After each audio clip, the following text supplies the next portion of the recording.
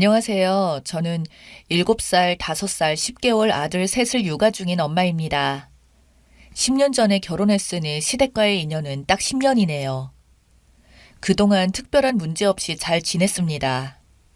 올해 초 시부모님과 아주버님네가 전라도에서 경기도로 이사를 왔습니다. 저희는 인천이었는데 같은 지역이던 친정부모님이 지방으로 이사를 하여서 남편 직장을 생각해 시댁과 같은 지역으로 이사를 했습니다. 시댁 쪽이라는 건 아니고 남편 직장이 인천에서 출퇴근하는 것보다 이사 온 이곳이 훨씬 더 가까워요. 밤낮 없이 주말 공휴일 없이 일하는 남편 생각해서 조금이라도 더 편하게 해주고 싶은 마음에 저는 육아휴직 중인 직장휴직 끝나면 더 멀어져 더는 다닐 수 없음에도 퇴사를 마음먹고 이곳으로 이사를 왔습니다. 또한 시댁과는 사이가 나쁘지 않았던지라 이사 오는 거에 대한 거부감은 전혀 없었습니다. 시댁은 차례나 제사가 없어서 명절에 크게 힘이 들지 않아요. 그냥 빨간 날이다 이 정도? 김장은 많이 하지만 마을 사람들 다 같이 해서 저는 참여한 적 없고 아이들이 어려서 오히려 오라고도 안 하셨습니다. 이런 상황이라 저는 잘 지낼 수 있다고 생각하고 집 알아보러 다닐 때 아이들 데리고 시댁으로 왔습니다. 형님도 최근에 직장을 다니기 시작했고 집에는 어머님이랑 4살 된 조카가 한 명 있습니다. 차로 10분 거리 가깝게 지내면서 무슨 일이 있으면 한두 번 아이를 제가 챙겨줄 수 있다고 생각했고요. 이사 와서도 그렇고 이사하기 전에 집 알아보려고 시댁에서 잠깐 지내면서도 저희 아이들 챙기면서 조카를 같이 봐주기로 했습니다. 근데 이게 점점 한 번씩 우리 집으로 조카가 오는 게 당연히 그럴 수 있다고 생각하는 것 같더라고요.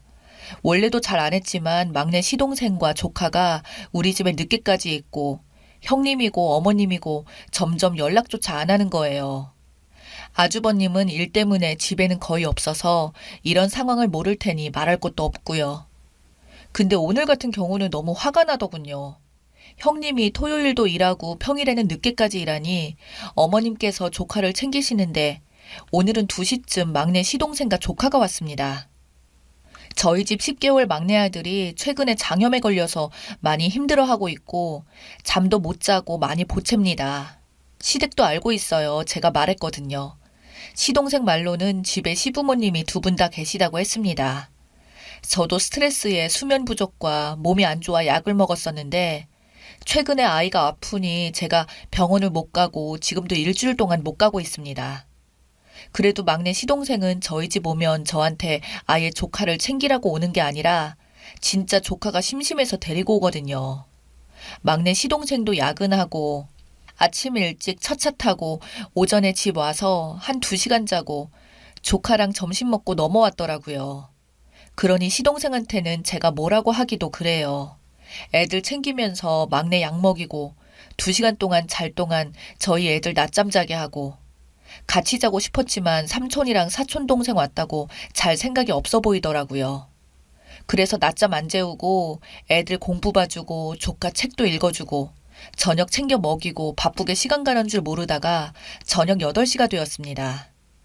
온몸은 땀으로 범벅이고 배도 고프고 당도 떨어지고 그 와중에 한 번씩 애들끼리 싸우면 어르고 달래고 조카에게 늦었으니 삼촌이랑 집에 갈 건지 물어봤는데 더 있고 싶다고 해서 그러라고 했죠. 딱지 만들어주고 놀아주다가 시동생 휴대전화기로 형님 영상통화가 왔습니다. 그런데 형님은 집 근처더군요. 조카가 엄마 보더니 보고 싶다고 해서 나갈 채비해서 시동생이랑 집에 보내고 뭔가 불편한 마음에 시어머님께 전화를 했습니다.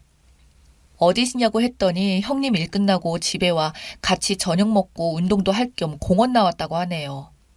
그리고 집에 들어가는 중이라고 하시는데 갑자기 애들 챙기느라 아픈 줄 모르던 허리와 배가 아프기 시작하고 화가 나더라고요. 제가 예민하게 생각한 것인지도 모르겠는데 저번 주도 시동생 없이 몇 시간을 저녁 늦게까지 조카를 봐줬거든요. 심지어 그때는 저희 아이들 어린이집 방학 기간이었습니다. 아무튼 화가 나서 저도 몸 안 좋고 막내도 아프고 힘들어서 잠도 못 자고 이러는데 형님도 어머님도 어떻게 애가 이 시간까지 우리 집에 있는데 연락 한 통도 없으시냐고 저녁 먹고 운동하고 그럴 수 있느냐고. 나도 애들 셋 집에서 혼자 보느라 힘드니 안 보냈으면 한다고 소리치면서 뭐라고 했습니다. 눈물이 막 나오더라고요. 시어머니도 이번 주 계속 아프셨다고 하시면서 알겠다고 하고 전화를 끊었습니다. 기본적으로 애가 3명이라면 육아가 힘들 것이라는 것 좀 알아주셨으면 좋겠는데 그런 건커녕 조카 맡기시고도 점점 당연하다는 듯 구는 어머님도 싫고 형님도 그렇고요. 배려 없고 무시하는 기분마저 드는 건 뭘까요? 심지어 제가 아프다고도 말씀드렸는데 며느리가 아픈 거 안 들리시는 걸까요? 형님도 본인이 애들 보는 거 힘들다는 거 뻔히 알 텐데 어머님 등에 업고 그러는 거 뻔뻔하게 느껴지네요. 배려가 당연하게 되어서 고마움도 미안함도 없는 것 같은 거죠. 호의가 반복되면 정말 권리인 줄 아나 봐요. 형님은 좀 고맙다, 미안하다 이런 말 없는 스타일이시고 무뚝뚝합니다. 고맙다고 저희 집에 간식 하나 사올 줄도 모르죠. 점점 여우 같다는 생각이 드네요. 아무튼 밤 10시쯤에 친정엄마가 전화와서 저랑 남편 아이들 안부 묻고 하루 어땠는지 이런 거 물어봐 주시는데 여보세요? 애들은 별일 없고? 김서방은 오늘도 야근한다니? 많이 힘들겠네. 밥 잘 챙겨 먹으라고 해. 밥도 잘 챙겨주고 너도 밥 먹고. 몸은 아프다면서 좀 어때? 병원은 오늘 갔다 왔니? 이렇게 여쭤보시는데 하필이면 시어머니가 통화 끝나고 감정 줄이기 전이라 그런지 너무 속상해서 부모님 앞에서 어렸을 때 말고는 운 적도 없는데 눈물이 막 쏟아져서 입 막고 흐느끼며 울었습니다. 엄마가 제가 우는 걸 눈치채시고 상황을 여쭤보는데 평소 같았으면 이런 말 할 일도 없겠지만 그동안 속상했던 말들을 다 쏟아냈습니다. 친정엄마 화가 많이 나셔서 아픈데 새끼 보느라 힘든 사람한테 애를 보내느냐. 시부모님은 집에 있다면서 그 늦은 시간까지 애를 맡기냐고. 엄마는 집에 와서 애가 없으면 전화도 해야 하는 거 아니냐. 근데 너는 밥도 제대로 못 챙겨 먹는데 느긋하게 밥을 먹냐고. 지금까지 친정엄마 입에서 욕 한 번 나오시는 소리를 들어본 적도 부모님이 화를 내시는 걸 본 적도 없었는데 화를 내시면서 뭐라고 하시니 제가 너무 죄송하고 괜히 말했나 더 속상하더라고요. 당장 전화해야겠다고 끊어보라고 하시면서 뭐라 하셨는데 전화 너머로 너무 늦은 시간에 전화하지 말고 내일 하라는 아버지의 목소리를 듣고 또 눈물이 났어요. 아무튼 이렇게 일이 터졌습니다. 남편 오늘도 야간 들어가느라 내일 아침에 집에 와서 몇 시간 못 자고 또 일해야 하는데 신경 쓸 일 하나 더 늘려서 마음은 안 좋지만 시어머님께 말하고 나니 주말에 좀 더 편하게 있을 수 있다라는 생각에 마음은 차분해지는데 잘 노는 아이들을 혼자 심심해하는 조카 못 오게 하는 게 미안해지기도 합니다. 사실 조카는 너무 귀엽고 예쁜데 그걸 생각하기에는 제가 너무 버겁고 어렵네요. 저 편하자고 서로 잘 노는 아이들 못 놀게 하는 것 같고 그렇다고 저희 첫째, 둘째를 시댁으로 보내서 놀게 하는 것도 싫습니다. 물론 그 전에 아이들만 오라고도 한 적은 없지만 오라고 해도 안 보내겠지만요. 내일 친정엄마가 시어머님께 전화하실 것 같습니다. 하신다는 거 하지 말라고 말릴 생각은 없어요. 이사 온 뒤 가끔 이쪽으로 이사 온 걸 후회할 때가 있었는데 오늘은 정말 많이 후회되네요. 오늘은 이사 온 이전으로 돌아가고 싶다는 생각이 굴뚝 같습니다. 제 결정이 이렇게 후회할 날이 올 거라고는 생각도 못했는데 오히려 더 좋은 관계로 지낼 수 있을 거라고 생각했는데 그 생각부터가 잘못이었나 봐요. 결국에는 더 좋은 관계는커녕 파국을 맞이했네요. 남편한테는 정말 미안하지만 아이 초등학교 가기 전에 이사 준비를 해볼까 생각도 듭니다. 후기입니다. 친정엄마가 다시 전화가 와서는 어제는 내가 화도 나고 흥분을 해서 너희 시댁에 전화하려고 했는데 생각을 해보니 너가 결혼 생활을 계속 할 거면 시댁과 전화를 하면 너만 흠잡힐 것 같다고 하시더라고요. 그리고는 남편한테 전화를 했나 봐요. 일 때문에 고생 많은 거 알지만 내 딸 좀 신경 써달라고. 아이 셋도 버거워서 충분히 힘들 텐데 시댁 근처 살면서 도움은 받지 못할 망정 조카를 떡하니 맡겨놓고 데려갈 생각을 안 하냐. 아픈 사람도 그렇게 신경을 안 써주는데 평소에 어떤지 알만하다고. 내 딸 몸 더 힘들어지기 전에 잘 처리하라고 하셨대요. 평소 좋은 말만 하던 장모가 강한 어조로 이야기한 게 놀랐는지 남편은 저에게 괜찮냐고 제 마음을 신경 써주고 적어도 제 앞에서는 욕을 같이 해주었고요. 기분이 조금 풀어지긴 했죠.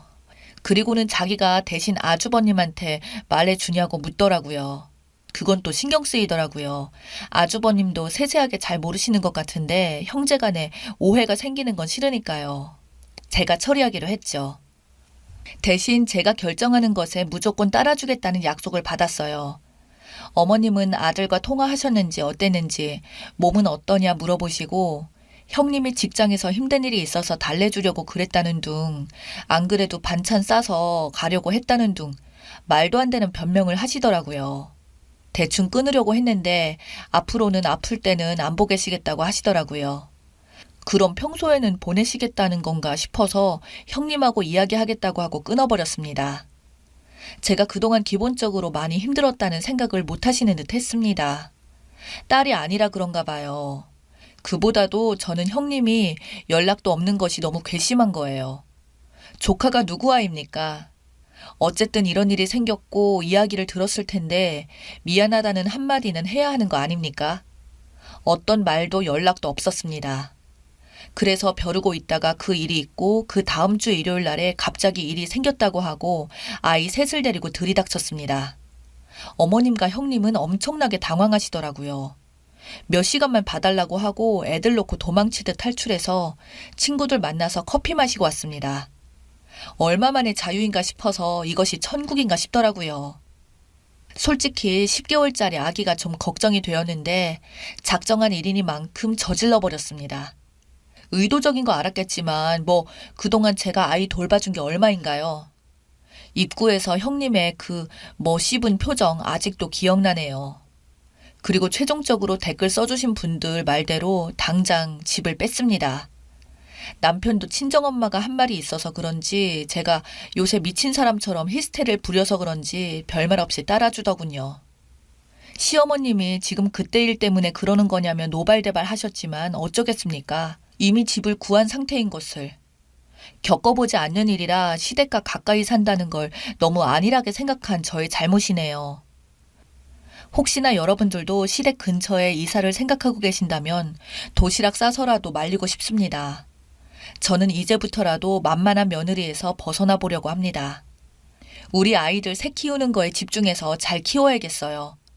같이 욕해주신 여러분들 모두 감사드립니다.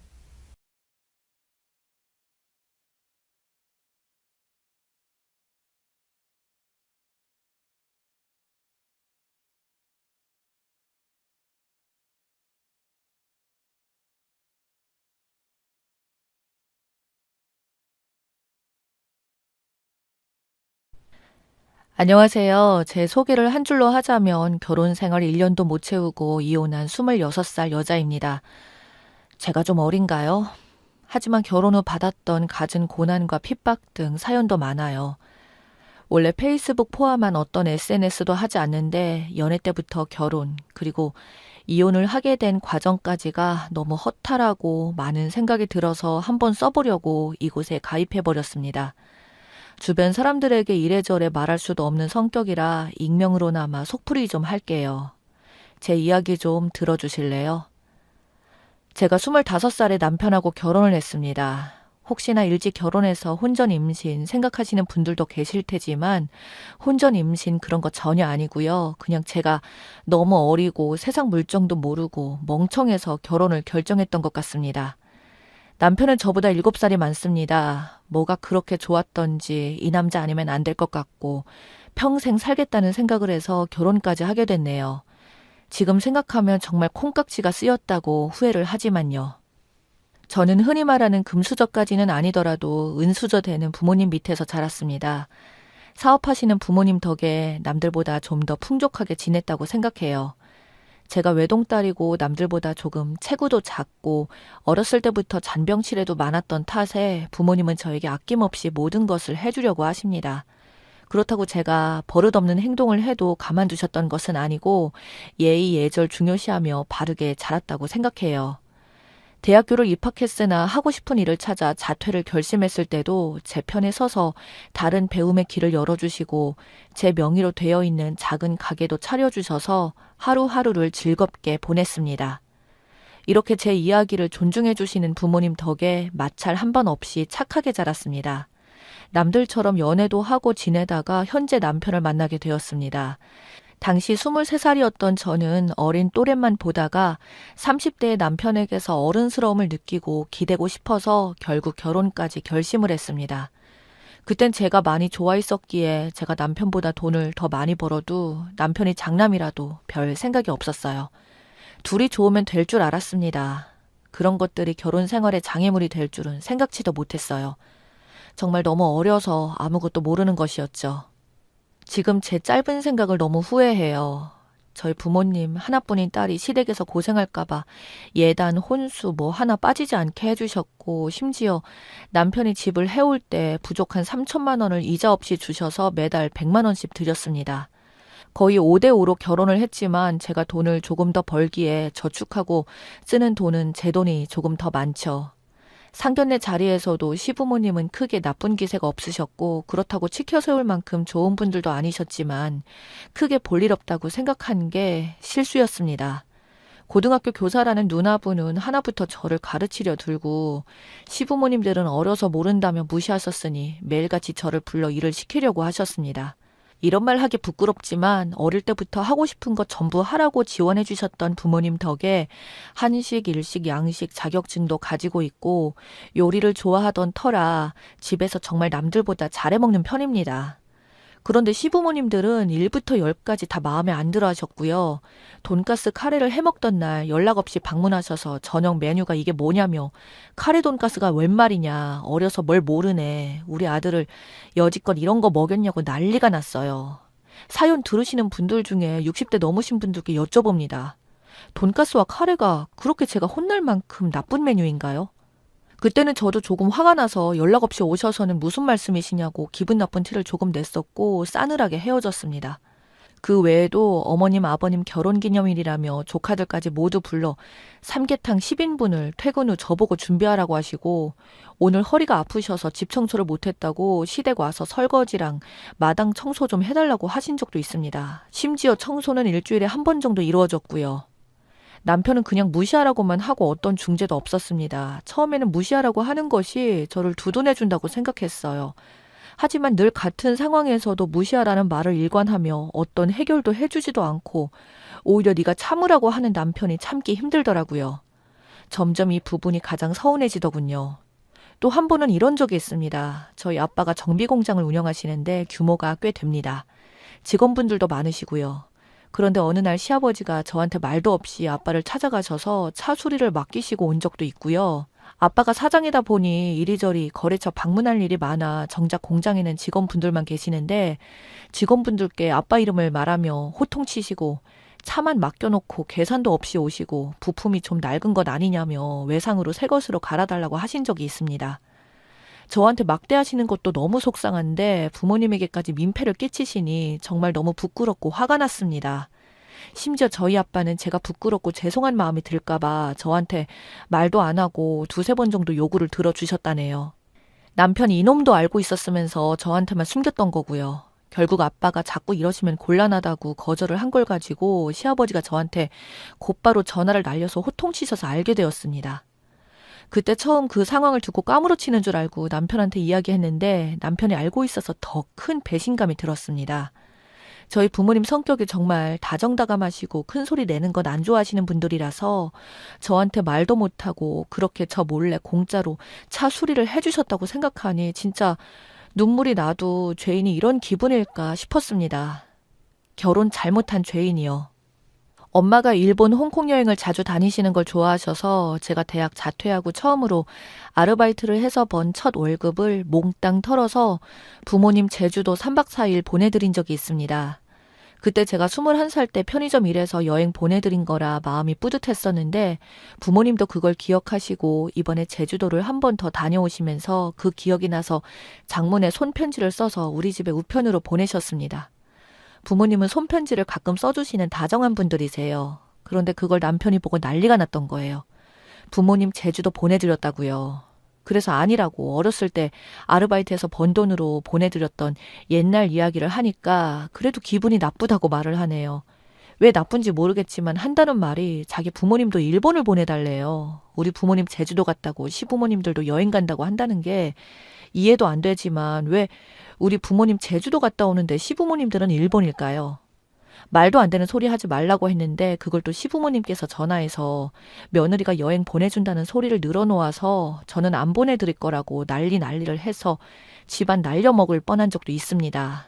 참고로 저희 월급은 각자 관리해서 제가 보내준다는 말이 제 월급에서 지출하라는 것이란 말이에요. 결국 못 보내드렸더니 신우가 전화해서 저보고 어려서 뭘 모른다며 지금이라도 여행 보내드리라고 한 살이라도 나이 더 먹은 사람 말 들으라고 그랬던 적이 있습니다. 그 외에도 시댁 제사에 남편은 일한다고 못 가니까 저만 가라더군요. 저도 일하는데 말이죠. 저보고 김장하러 오려면 김장비 보내라고 하고요. 김치 안 받아 먹습니다. 명절 때 친정 못 가게 하고 가려고 하면 어려서 전통을 모른다고 타박을 하십니다. 명절 때나 생신 때 선물 사가면 아직 어려서 물건 고르는 눈이 형편없다고 하십니다.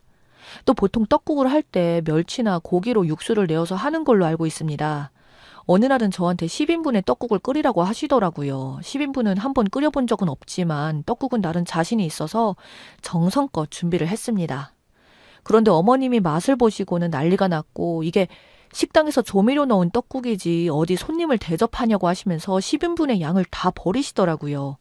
저 당연히 조미료 하나도 안 넣었고요. 알고 보니 시어머니 방식은 참기름 넣고 맹물에다가 떡국을 끓이시더라고요. 저는 사실 못 먹겠더라고요. 어머님의 떡국 스타일이 이해도 안 되고 맛도 없지만 설사 제 스타일이 맛없다 하더라도 한 번쯤 귀엽게 봐주시면 좋을 텐데 그렇게 면전에서 음식을 다 버리시고 두고두고 이야기하시니 저를 구박하고 싶으셔서 그러는 것밖에 느껴지지 않았습니다. 이거 말고도 말도 못할 정도로 많은 이야기가 있었네요. 또 결혼하자마자 저는 임신 문제로도 많은 구박을 받았는데요. 사실 어쩌다가 제가 결혼을 일찍 했지만 나이가 어리니 임신은 나중에 하고 싶었습니다.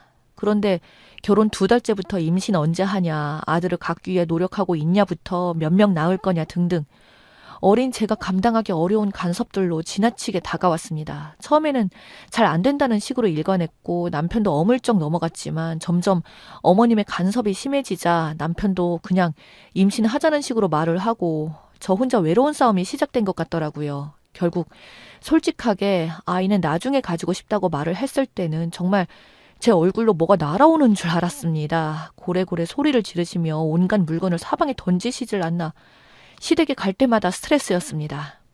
심지어 누나까지도 연락이 와서 임신이 잘 안 되면 보약이라도 먹으라면서 네가 매력이 없어서 잘 안 되는 거라고 해서는 안 될 말까지 듣고 여간 모욕스러운 것이 아니었습니다. 이렇게 결혼 생활을 하다 보니 하루하루를 눈물로 보내게 되었고 그동안은 부모님과 함께 살았던 저는 하루하루가 즐겁고 내가 하고 싶은 일들을 하는 내 인생을 하고 있었던 것입니다. 집에 가서 부모님 얼굴을 보는 것도 기쁘고 부모님과 나누는 대화 한마디 한마디가 행복하고 즐거운 기억이었습니다. 결혼 후에는 아침에 일어나 아침 준비를 하는 엄마를 돕는 것도 설거지하는 아빠를 말리며 웃음 짓던 일도 너무 그리웠어요. 부모님 목소리 들으면 눈물부터 나오고 목소리에서부터 제가 행복하지 않다는 것이 티가 나서 부모님이 마음 아파하실까 봐 대화하기도 겁도 났습니다. 엄마 아빠 가슴에 못 박는 일을 절대로 하고 싶지 않았으니까요. 하루하루 살아가는 게 너무 힘들고 일하고 집 와서 밥, 청소, 시댁 안부 전화. 제 시간은 단 1분도 없는 것 같은데 집에서 게임만 하는 남편을 보면서 어느 날 결심했습니다. 제 일을 찾기로요. 그래서 다짜고짜 퇴근하고 연락 없이 친정으로 갔는데 엄마 아빠가 원래 같이 살던 사람들처럼 왔느냐고 자연스럽게 반겨주셨는데 눈물이 터져서 나 못 살겠다고 너무 힘들어서 앞뒤도 맞지 않게 횡설수설하며 이야기를 했습니다. 사실 나 이렇게 산다고요. 엄마 아빠가 집에서 자고 가라고 이제 그 집에 안 보낸다고 이혼해 버리라고 난리 나셨습니다. 화가 나셔서 시댁 찾아가서 화 안 내시는 분들이 쌍욕까지 하시면서 남의 집 귀한 딸한테 어쩌고 하며 화를 내셨습니다. 그렇게 아빠가 화내시는 모습도 처음으로 보았습니다. 시아버지도 굽신만 거리던 우리 아빠가 그렇게 화내면서 온 집안을 부술 듯 무섭게 구니 막상 아무 말도 못 하시더라고요. 이혼하는 과정도 참 험난했습니다. 시댁 식구들이 집에 찾아오기도 하고 아빠 직장에 찾아오기도 했습니다. 욕 문자를 보내다가도 미안하고 구구절절한 문자를 보내는 시댁 식구들이 너무 믿고 소름이 끼쳤습니다. 왜 저를 그렇게 붙잡는지 모르겠어요. 결혼 생활을 할 때는 그렇게 못 잡아먹어서 안달이 났던 사람들이 말이에요. 하지만 저는 이혼 결심한 날부터 왠지 모르게 용기가 생기고 더 이상 눈물이 나지 않았습니다. 그리고 지금은 그렇게 이혼하고 다시 내 인생을 살게 되니 너무 행복합니다. 이 글을 쓰며 말씀드리고 싶은 것은 결혼이 나쁜 것은 아니에요. 하지만 둘이 만나 혼자 살 때보다 더 행복하게 사는 게 결혼인데 혼자 살 때보다 힘들면 그게 결혼일까 싶네요. 아직 우리나라는 전통을 빙자한 잘못된 문화가 깊숙이 박혀 있습니다. 여자가 십을 해오고 결혼 비용을 100%다 내도 남자가 숟가락만 가져와도 결국 재산은 여자가 지내고 밥은 여자가 합니다. 한 번의 이혼으로 많은 성찰을 얻으며 생각했습니다. 두 번 다시 결혼은 하고 싶지 않다. 사랑하는 사람과 평생을 약속하며 살기에는 그 대가가 너무 힘드니까요. 제 어린 선택과 섣부른 판단이 이런 불행을 불렀지만 단지 그 문제만은 아니라고 생각합니다. 결혼하시는 분들이 결혼하기 전에 이런 전반적인 문화 이해를 확실히 하고 저처럼 슬픈 결혼 생활을 하지 않으시길 바랍니다. 그리고 결혼해서 내 생활이 불행하면 나만 힘든 것이 아니에요. 20년 넘게 나를 봐왔던 부모님, 내가 조금만 힘들어도 행복한 척 한다고 해도 결혼 생활이 불행한 거 바로 아십니다. 제가 눈물을 흘리면 부모님들은 피눈물을 흘려요. 혹시나 결혼 생활이 불행하지만 이혼이 겁난다고 계속 불구덩이에서 사시는 분들이 있다면 감히 말씀드려 봅니다. 이혼하세요, 꼭. 글 쓰다 보니 너무 횡설수설이네요. 글을 읽다 보면 남자 집안이 정말 형편없는 쓰레기 집안인데도 이혼 못하고 결혼 유지하시는 분들이 계셔서 쓴 글입니다. 그거 정말 부모님 가슴에 대목받는 행위라고 생각해요. 글 쓰다 보니 괜히 울컥하네요. 이 글을 읽으시는 분들은 모두 본인 자신의 행복한 결혼 생활을 하셨으면 합니다. 그리고 우리나라의 이런 결혼 문화가 좀 바뀌었으면 합니다. 감사합니다.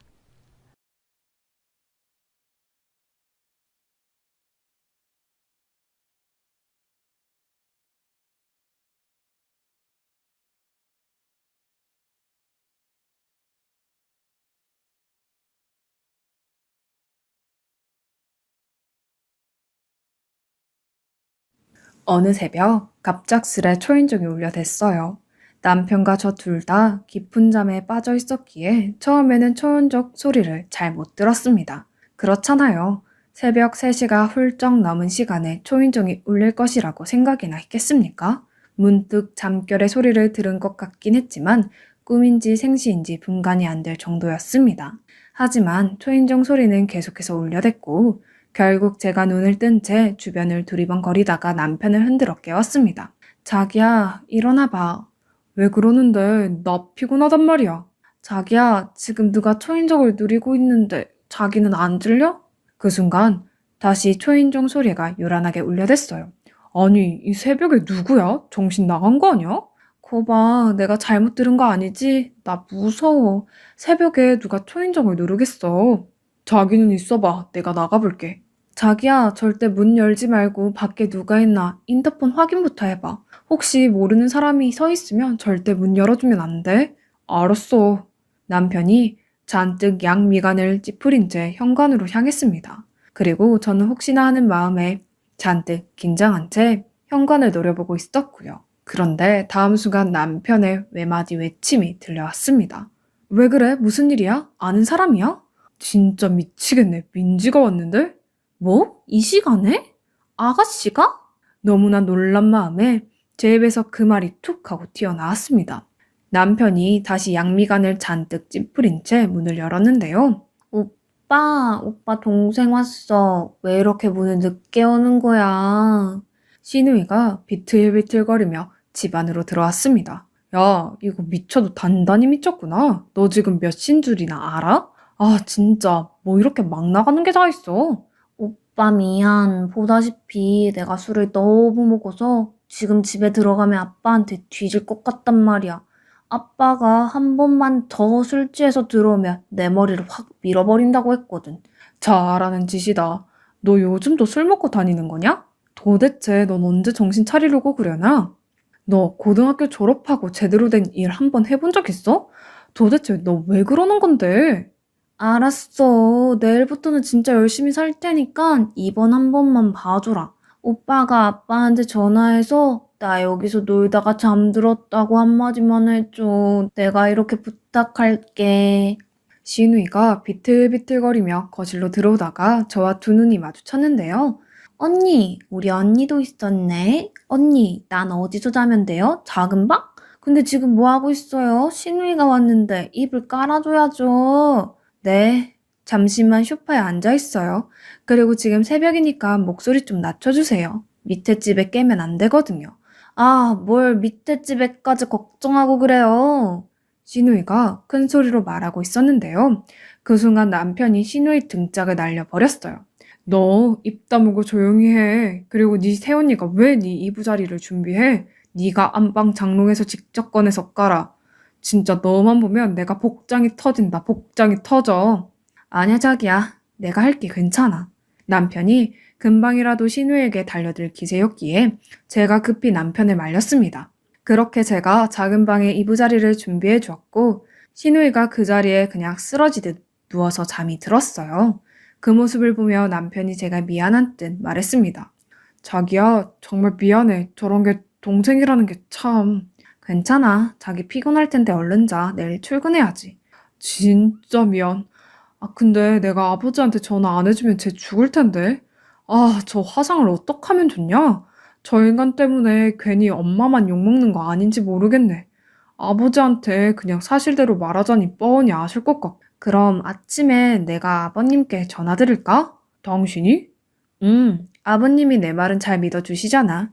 내가 아가씨 데리고 와서 밥 한 끼 차려줬다고 하면 될 것 같은데? 정말? 그래줄 수 있어? 당연하지. 자기는 걱정하지 말고 얼른 자. 남편이 제가 몇 번이나 고맙다고 말을 하고는 잠이 들었습니다. 우리 시누이는 시댁의 골칫거리였는데요. 고등학교 졸업 후 제대로 된 일을 단 한 번도 해본 적이 없다고 합니다. 겨우겨우 아르바이트를 하게 되더라도 일주일도 못 버티고 쫓겨나왔다고 했으니까요. 그런 시누이는 술을 참 좋아했는데요. 결혼 전 시누이와 술을 마시다가 얼마나 놀랐는지 모르겠습니다. 마치 술을 물 마시듯 마셨거든요. 그렇게 술이 떡이 되도록 마시고 이런저런 사고를 참 많이도 치고 다녔다고 하네요. 그 바람에 시아버지께서 신우에게 폭풍 잔소리를 하곤 했습니다. 처음에는 옆에서 듣고 있으면 시아버님께서 너무 심하게 말씀하신다는 생각이 들 정도였는데요. 시간이 지나면 지날수록 오히려 시아버님의 심정이 이해가 되었어요. 신우이는 진짜 사람 환장하게 하는 천부적인 재능을 가진 사람이었으니까요. 하지만 시아버님은 며느리인 저는 정말 예뻐하셨어요. 제 말은 팥으로 매주를 쏜다고 해도 믿어주실 정도였거든요. 그리고 아마도 신우이는 그런 제가 미운 게 아니었나 싶네요. 시어머님 또한 저를 믿고 의지하셨거든요. 그런데 그날도 신우이가 술이 떡이 든 채 새벽 3시간 넘는 시간에 우리 집을 왔던 거였죠. 속으로는 어찌나 기가 막히던지 뭐라 말을 할 수 없을 지경이었지만 남편이 온갖 화를 내며 제게 미안해 했기에 저까지 화를 낼 수는 없었거든요. 그렇게 다음날 아침이 되었고 남편이 회사에 출근을 하려고 현관문을 나서면서 미안한 듯 제게 말했어요. 진짜 미연이 저거 어째? 쟤 일어나자마자 집으로 돌려보내 알았지? 알았으니까 걱정하지 말고 얼른 가. 내가 알아서 할게. 제 말에 남편이 시누이가 잠들어 있던 작은 방을 노려보다가 급히 집을 나섰습니다. 제가 현관문을 닫고 시아버님께 전화를 드렸어요. 아버님 식사하셨어요? 저 다름이 아니라 어제 아가씨 여기서 잤거든요. 아니에요. 아가씨가 온 게 아니라 제가 집에 혼자 있기 심심해서 같이 밥 먹자고 불렀어요. 집에서 영화도 보고 그러다가 술을 한 잔씩 마셨는데 아가씨가 그만 잠들어 버렸어요. 진짜예요. 일어나면 바로 가라고 말할게요. 제가 진담까지 흘리며 둘러댔습니다. 그런 와중에도 시누이는 코까지 골며 자고 있었고요. 시누이는 오후 2시가 넘도록 잠을 잤습니다. 그런데 잠시 후 초인종이 울렸어요. 인터폰을 통해 누구인지 확인을 해봤는데 친구 수정이었어요. 수정아, 네가 웬일이야? 제가 놀라서 문을 열어줬는데요. 집 안으로 들어서는 수정이 눈에서 눈물이 뚝뚝 떨어지고 있었어요. 수정아, 왜 그래? 무슨 일이야? 내가 갈 곳이 여기밖에 없어서 왔어. 갑자기 찾아와서 정말 미안해. 무슨 일인데 그래? 아름이는 어디 있는 거야? 아름이는 시어머니가 보고 있어. 라는 말을 하고는 수정이가 저를 끌어안고 펑펑 눈물을 흘렸습니다. 수정이는 어릴 때 부모님이 돌아가시고 할머니와 둘이 살았었는데 몇 년 전 할머니까지 돌아가셔서 친척 가족이 아무도 없습니다. 수정이와 저는 중학교 때부터 둘도 없는 친구였고요. 우리 집은 그런 수정이에게 친정이나 다름없다고 해도 과언이 아니었는데요. 수정이가 결혼을 할 때 우리 엄마가 혼수부터 이것저것 다 챙겨주실 정도였거든요. 그랬던 수정이가 저를 끌어안고 눈물을 펑펑 흘리고 있었어요. 왜 그래? 무슨 일인지 말해야 알 거 아냐? 그게 말이야. 우리 남편 바람났어. 상간녀가 찾아와서 집안을 쑥대밭으로 만들어 놓더니 나보고 이혼해달래. 뭐가 어째? 뭐 바람? 이런 미친 것들을 봤나? 아무튼 난 처음부터 네 남편 마음에 안 들었어. 저도 모르게 그 말이 튀어나오고 말았는데요. 수정이가 결혼한다고 남편을 데리고 왔을 때 우리 부모님과 저는 인상부터 모든 것이 영 마음에 안 들었거든요. 제가 그런 수정이를 보며 단호하게 말했습니다. 수정아, 너 정신 바짝 차려. 지금 네가 이렇게 울고 있을 때가 아니야. 근데 나 직장도 없고 아름이도 혼자 키워야 하는데 진짜 어떻게 해야 할지 모르겠어. 그건 차츰 생각해보고 지금은 우선 정신줄부터 붙잡자. 그 인간들 그냥 놔두면 안 되잖아. 이따 저녁에 우리 엄마 아빠 보러 친정에 다녀오자. 아빠한테 부탁해서 일자리 하나 알아봐 달라고 하면 되잖아. 그러니까 걱정 마. 아빠 사업 잘 되는데 너 하나 책임 못 져주겠어? 맨날 죄송해서 그렇지. 거기다 지금 이혼까지 하게 생겼는데 면목 없어서 두 분 얼굴 어떻게 봐? 괜찮아. 네 잘못도 아니잖아. 넌 너만 생각해. 마음 단단히 먹고. 밥 먹었어? 얼른 앉아. 밥부터 먹자. 라며 제가 수정이를 위로하고 있었는데 순간 작은 방문이 열리면서 신우이가 부시시한 얼굴로 나왔어요. 언니 친구 왔나 보네요. 아가씨 일어났어요. 잘 됐네요. 아가씨도 같이 식사하면 되겠네요. 제가 음식을 차렸고 셋이서 앉아서 밥을 먹었습니다. 그런데 그날 그 일로 인해 나중에 그 사달이 날 줄 누가 알았겠습니까? 아마도 그날 수정이와 제 대화를 신우이가 방에서 다 들었던 것 같았어요. 그렇게 수정이는 우리 아버지 회사에 취업을 하게 되었고 우리 부모님이 알아봐준 변호사를 통해서 남편과 이혼을 했습니다. 우리 아빠가 수정이 남편의 귓방망이를 날리려고 했지만 엄마와 제가 뜯어 말렸고요. 수정이 남편은 아주 뻔뻔하게 그지없었는데요. 그래봤자 부모도 아닌 주제에 꼴값을 떨어대고 있어. 수정이는 내 딸이나 매한가지야. 너 앞으로 우리 수정이 앞에 다시 나타나기만 해봐. 내 너 가만 안 둘 테니까. 쥐뿔도 없는 고아 주제에 저 천하의 나쁜 놈의 자식 같으니라고. 아빠가 수정이 남편을 향해 소리쳤어요. 그렇게 수정이는 남편과 이혼을 했습니다. 그나마 천만다행이었던 것이 여자에 미쳐 눈이 돌아간 수정이 남편이 아예 양육권, 친권까지 다 포기해줬거든요. 다행히 아빠가 알아봐준 변호사가 재산 분할까지 잘 처리해줘서 그래도 빈손으로 나오지 않았습니다. 그때부터 수정이는 아빠가 운영하고 있는 회사에서 일을 하게 되었습니다. 아빠와 결혼 전 수정이 경력까지 인정해 주셨기에 월급도 나름 괜찮은 편이었어요. 딸과 둘이 살기에 부족함은 없었으니까요. 다만 가끔 수정이 딸이 아프게 되면 제가 봐주기도 했는데요. 수정이가 참 대단하다고 느꼈던 것이 혹시나 우리 아빠에게 폐라도 끼치진 않을까 싶어 다른 직원들보다 더욱 열심히 일을 했습니다. 우리 아빠가 아주 든든하다고 칭찬까지 할 정도였으니까요. 그런데 그 뒤 전혀 예기치 못한 문제가 일어났는데요. 어느 날 우리가 시댁에 갔는데 시누이가 저를 보자마자 호들갑스럽게 물었어요. 언니, 그때 남편 바람 났었다고 했던 언니 친구 말이에요. 그 친구 언니 아빠 회사에서 일 잘하고 있어요? 언니네 아빠 회사가 뭐야? 사돈 어르신이라고 해야지. 어떻게 생겨 너는 하는 행동이 다 그 모양이야? 엄마, 나도 다 알거든? 사돈 어르신, 그냥 그렇게 말하는 거지. 앞으로 언니한테 깍듯이 말해. 얼렁뚱땅 말하지 말고. 알았어, 걱정하지 마. 아무튼 언니 친구 회사 잘 다니고 있어요? 언니네 아빠, 아니지. 사돈 어르신이 월급 많이 주고 있어요? 얼마 받고 있어요? 네? 저도 그런 건 잘 몰라요. 아무리 가족이라고 해도 그런 걸 막 함부로 말해주진 않죠. 에이, 그래도 대략 얼마 정도인지는 알 거 아니에요. 제 친구가 결혼 전에 비슷한 업무를 했다 보니 아마도 경력직으로 들어가서 월급은 적지는 않을 거예요. 그래서 얼마인데요? 글쎄요, 한 250만 원 정도 받지 않을까요? 전에 친구가 다니던 회사 월급이랑 비슷하게 맞춰 주셨다고 했거든요. 250만 원이요? 와, 되게 많이 받는다. 거기에 토요일, 일요일 다 쉬는 거잖아요. 근데 아줌마한테 뭐 한다고 그렇게 많이 주는 거예요? 제가 조금 전에 말했듯이 전에 회사 경력 인정해 주신 거예요. 거기다 친구가 일을 워낙 잘해서 우리 아빠가 반년 전부터 출근하면 월급 더 올려주신다고 하더라고요. 전에는 두 사람이 할 일을 친구 혼자서 다 해낸다고요. 월급을 또 올려준다고요? 언니 친구 회사 들어간 지 얼마 안 됐잖아요. 이거 완전 언니 백으로 그런 거네. 언니 백 아니었음 그런 아줌마한테 누가 그렇게 돈을 많이 주겠어요? 남 편의점 가서 종일 아르바이트 해봐야 월급도 쥐꼬리만큼밖에 안 주던데. 너 그만 입 닥치고 가만히 있어. 괜히 아빠한테 한 소리 듣지 말고. 네 새언니가 계속 말했잖아. 새언니 친구가 일을 잘한다고. 일도 못하는데 돈을 그렇게 주시겠냐? 넌 생각이라는 걸 좀 하고 말해. 시어머님께서 시누이를 나무랐지만 들은 척도 하지 않고 시누이가 다시 물었어요. 언니, 그래서 말인데 나도 언니가 백 좀 써주면 안 돼요? 그게 무슨 말이에요? 그니까 나도 사돈 어르신 회사에 취직 좀 시켜달라는 말이에요. 나도 진짜 일 열심히 할 수 있는데. 그리고 월급도 한 200만 원 정도만 주면 되는데.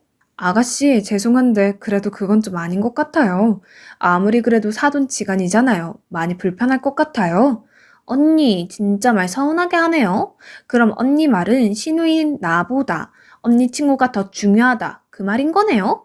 아가씨, 그런 말이 아니잖아요. 아니긴 뭐가 아니에요. 내가 들어보니 언니가 그 친구 딸도 봐주고 그런다면서요. 그건 진짜 친구가 급할 때만 그런 거예요. 그런 일이 많지도 않고요. 아무튼 나는 서운하네요. 결국에 시댁 식구들보다 그 친구가 더 중요하다 그 말인 거잖아요. 아니에요. 오해하지 마세요.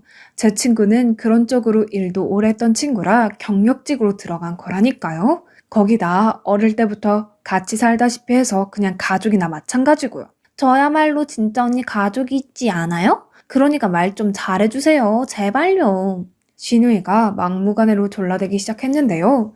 옆에서 듣고 있던 시어머님이 펄쩍 뛰며 소리쳤어요. 예, 사돈한테 입도 뻥긋하지 마라. 저 화상이 거기 가서 뭔 짓을 할 줄 알고 취직을 시켜줘. 넌 그냥 못 들은 걸로 해. 아니 엄마까지 이럴 거야? 그럼 앞으로도 이대로 일도 안 하고 있으란 말이야? 그거야 네가 그리 살았으니 그건 다 네 업보고. 우리가 공부하라고 학원도 보내주고 그 난리를 쳤는데 네가 안 한 거 아니야? 그것뿐인 줄 알아? 공부하기 싫다고 미술로 대학 간다고 해서 미술학원에 갔다 본 돈만 해도 얼만데. 그렇게 됐으면 그게 네 잘못이지 어떻게 우리 잘못이야? 시어머님은 시누이를 있는 대로 노려보셨어요. 엄마, 그러니까 지금 나도 열심히 살아보겠다고 그 말인 거잖아. 아서라, 너 꿈도 꾸지 마. 이게 아주 그냥 집안 망신시키려고 작정을 했어. 너 새언니한테 한 번만 더 그런 말 꺼내면 내가 네 아버지한테 다 말할 테니까 그럴 줄 알아. 알았어, 알았다고. 시누이가 입을 삐죽거리며 있었어요. 그리고 우리는 그 일이 그렇게 마무리된 줄 알고 있었습니다. 하지만 얼마 뒤 충격적인 일이 일어났는데요. 우리 시누이가 시어머님 휴대폰을 몰래 확인해서는 우리 아빠에게 직접 전화를 했던 모양이었어요. 그렇게 시누이가 우리 아빠를 찾아갔다는데요. 일자리만 주면 정말 열심히 일을 하겠다며 부탁을 했다고 하네요. 거기다 아빠를 찾아간 것에 대해 비밀로 해달라며 아빠에게 신신당부까지 했다고 합니다. 아빠 또한 고민을 많이 하긴 하셨던 모양인데 사돈인 시누이가 너무나 간절하게 부탁하는 모습을 보며 차마 모른 척 할 수가 없었다고 합니다. 시누이가 딱히 컴퓨터도 잘 못했기에 아빠가 사무 보조 역할로 시누이를 채용하기로 했던 것 같아요. 그러니까 사무실에서 문서 정리나 복사, 그리고 사무실 주변 정리 뭐 그런 일들을 하는 조건으로 말이죠. 그 일을 하고 한 달에 200만 원을 받기로 했다는데요. 제가 들어보니 새언니 친구는 돈을 많이 해주신다면서요? 근데 저는 경력도 없고 하니까 그냥 200만 원만 주세요. 라는 말을 했다니까요. 우리 모두 이 사실을 한참 후에 알게 되었답니다. 신우의 아빠가 우리에게 아무런 말도 하지 않았으니까요. 그 뒤 신우이는 작은 회사에 사무 보조로 취업을 했다며 의스대기까지 했습니다. 하지만 수정이는 그 사실을 다 알고 있었다는데요. 아빠가 절대 말하지 말라고 해서 그냥 모른 척하고 있었다고 하네요. 그런데 왜 그런 말이 있잖아요. 안에서 새는 바가지 밖에서도 샌다고요. 역시나 한 달도 되지 않아 문제가 생겼다는데요. 신우이가 여기저기 그렇게 갑질을 하고 다닌 모양이었어요. 가령 이런 것들이었다네요. 저 민지씨, 이것 좀 복사해 줄래요? 사무실 직원들이 신우에게 이것저것 일을 시키기라도 하면 신우이가 잔뜩 인상을 쓴 채 직원들을 노려봤다고 해요. 김 대리님, 혹시 제가 누군지 모르세요? 네? 김민지 씨잖아요. 아니, 그거 말고요. 그거 말고 뭘 말하는 거죠? 이제 보니 김 대리님 참 답답하시네요. 그러니까 만년 대리나 하고 있겠죠. 그러니까 제 말은 여기 사장님이랑 제 관계가 어떻게 되는지 알고 있냐고요. 네? 사장님하고 관계라뇨? 사돈이라고 저번에 얘기하신 거요? 네, 맞아요.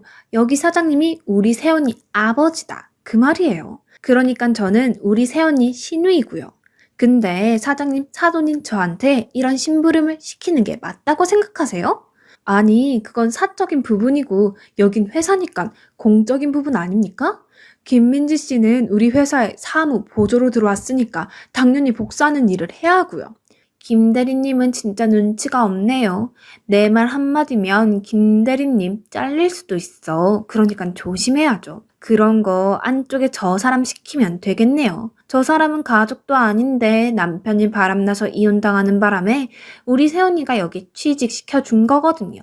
내가 듣기로는 이혼하고 애 혼자 키워야 하니 불쌍해서 돈도 많이 준다고 하던데 이런 거 다 해야 되는 거 아니겠어요? 저는 꼴랑 200만 원밖에 안 받잖아요. 신우이가 친구 수정이를 보며 턱짓을 했다고 하네요. 네? 뭔가 오해가 있는 것 같은데 이주정 씨는 경력직으로 들어온 사람입니다. 실력도 좋고요. 김 대리님이 어이없다는 표정으로 신우이를 노려봤다고 합니다. 하지만 신우이가 들은 척도 하지 않았다고 하네요. 신우이는 그런 식으로 회사에서 손도 까딱하지 않은 채 우리 아빠의 사돈이라는 권력을 이용해서 직원들에게 갑질을 했다고 합니다. 어느 날은 직원들과 회식을 하는데 신우이가 잔뜩 취해서 큰 소리로 말을 하더랍니다. 다들 나한테 잘 보이란 말이야. 내가 누군 줄 알기나 해? 내가 여기 사장 사돈이다 그 말이야.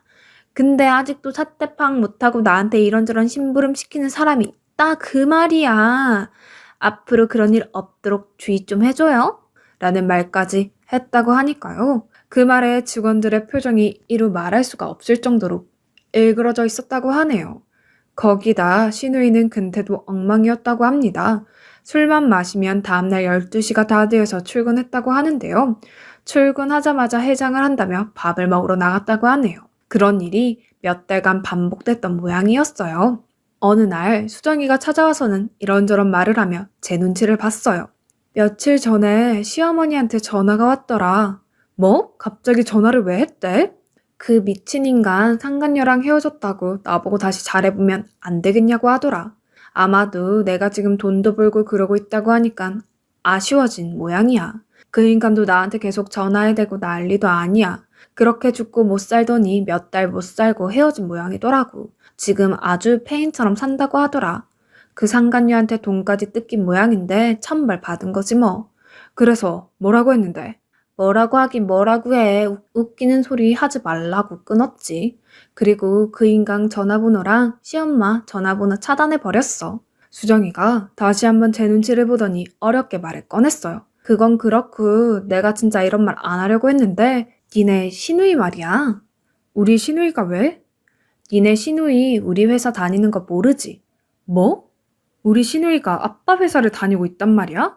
그렇다니까. 근데 니네 신우이가 직원들한테 갑질 정도가 아니라 완전 우리 회사 사장님보다 더 높은 자리에 있는 사람 같아. 지금 사무실 분위기가 아주 최악이야. 다들 사장님 눈치 보여서 말도 못하고 있거든.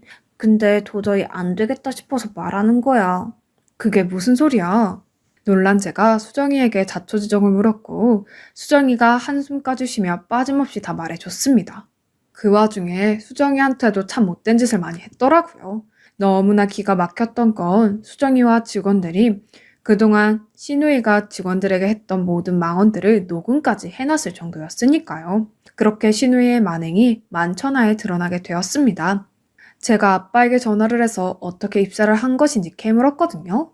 하지만 아빠조차도 신우이가 직원들에게 갑질을 하고 있다는 사실을 전혀 몰랐다고 하는데요. 근태가 좀 안 좋다고만 알고 계셨거든요.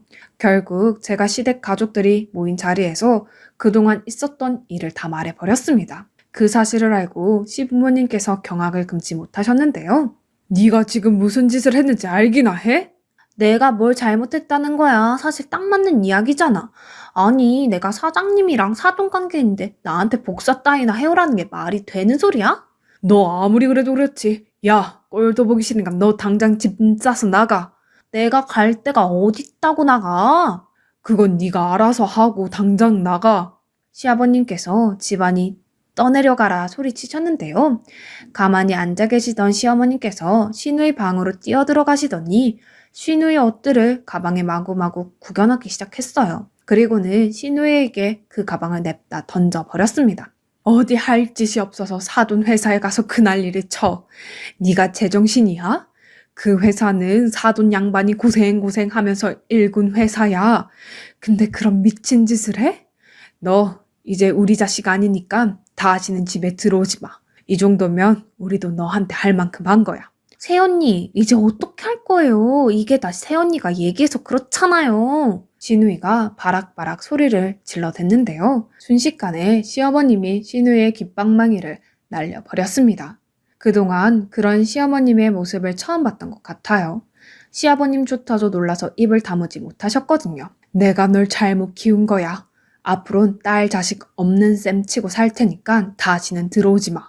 시어머님께서 신우이를 억지로 잡아 끌어서 밖으로 밀어버리고는 문을 닫아버렸어요. 그리고 시어머님께서 우리 부부에게 무서운 표정으로 말씀하셨어요. 니들 쟤 받아주면 가만 안 둘 테니까 그런 줄 알아. 절대 받아주지도 말고 돈도 주지 마. 집에 쫓아와도 절대 문 열어주지 마. 그렇게 신우이는 집에서 쫓겨났습니다. 그 뒤 시부모님이 우리 부모님을 만나서 몇 번이나 고개를 숙여 사과하셨는지 모르겠어요. 거기다 간식거리까지 잔뜩 싸서 아빠 회사에 찾아오셨다는데요. 신우이가 무리를 일으킨 부분에 대해 직원들에게 허리 숙여 다시 사과까지 하셨다고 합니다. 참 마른 하늘에 날부력도 아니고 도대체 무슨 일이 일어난 건지 모르겠더라고요. 아무튼 그 이후 신우이는 PC방 아르바이트를 하며 찜질방을 전전하며 살고 있다는데요. 몇 번 시부모님을 찾아갔지만 시부모님께서 문도 열어주지 않았답니다. 물론 우리에게도 연락을 해왔지만 그냥 모른 척 했어요. 제가 한두 번 남편 몰래 돈을 보내줬었는데요. 오히려 그게 화근이 되어서 제가 집에서 쫓겨날 뻔했거든요. 그러니까 신우이가 제가 준 돈으로 또 술을 퍼마신 모양인데요. 술 마시고 옆 테이블 사람들과 시비가 붙어서 경찰서까지 가게 되었거든요. 결국 시부모님께 연락이 왔고 제가 돈을 줬다는 사실이 밝혀지면서 얼마나 혼났는지 모릅니다. 그 뒤 저는 신우이의 번호를 아예 차단해 버렸어요. 참 이상했던 것이 우리 남편과 시부모님은 정말 좋은 분들이시거든요. 그런데 신우이 같은 사람이 어떻게 나왔는지 도무지 이해가 되질 않습니다. 앞으로는 부디 우리 신우이가 정신 차리고 살았으면 좋겠는데 과연 정신 차릴 수 있을지 모르겠습니다.